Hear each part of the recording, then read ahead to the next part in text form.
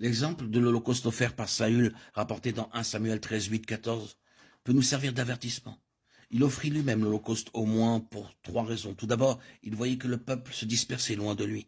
Ensuite, Samuel n'était pas venu au temps fixé. Et enfin, les Philistins s'étaient rassemblés à Michmash et étaient sur le point de venir l'attaquer à Gilgal. À cause de tout cela, il s'était fait violence pour offrir l'Holocauste. Saül n'avait rien fait de mal car il avait offert un sacrifice au Seigneur. Il pensa dans son cœur, comment pouvons-nous pouvoir recevoir l'aide si nécessaire du Seigneur sans prier? Il en conclut que s'il priait davantage, il s'attirerait les faveurs de Dieu. S'il accomplissait un peu plus de son service envers le Seigneur, il recevrait la puissance pour délivrer son peuple de la main des ennemis.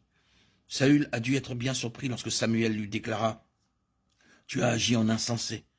Tu n'as pas observé le commandement que l'Éternel, ton Dieu, t'avait ordonné. L'Éternel aurait affermi pour toujours ton règne sur Israël, et maintenant ton règne ne durera pas. L'Éternel s'est choisi un homme selon son cœur, et l'Éternel l'a destiné à être le chef de son peuple, parce que tu n'as pas observé ce que l'Éternel t'avait commandé. 1 Samuel 13, 13, 14. Le « je me suis dit » au verset 12 de Saül n'était pas un ordre de Dieu. Par cela même, nous apprenons que Dieu désire que nous le servions selon ses ordres, et non pas d'après nos pensées ou nos suppositions.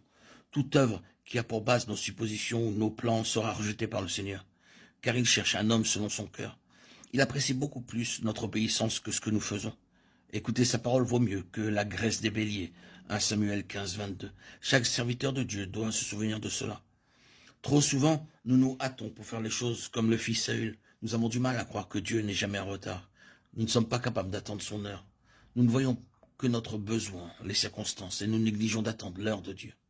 C'est ainsi que nous faisons ce que le Seigneur ne nous a pas ordonné.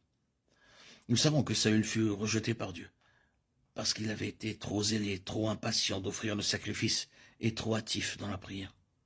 Les raisons qui l'ont poussé à agir étaient nombreuses et variées. Toutefois, Dieu, pendant ce temps-là, avait trouvé un homme selon son cœur, et il l'avait désigné comme roi sur son peuple. L'homme que le Seigneur désire n'est pas quelqu'un d'irréfléchi, d'empressé, au point de ne pas savoir attendre. Si nous avions dû choisir, nous aurions sans nul doute opté pour quelqu'un de semblable à Saül. N'était-il pas un homme hors de l'ordinaire?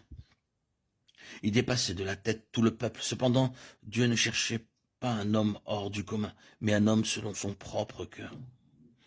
Le but de notre service pour le Seigneur ne doit pas être le désir de faire de grandes choses pour notre satisfaction et celle des autres, mais pour que le cœur de Dieu soit touché et qu'il soit satisfait.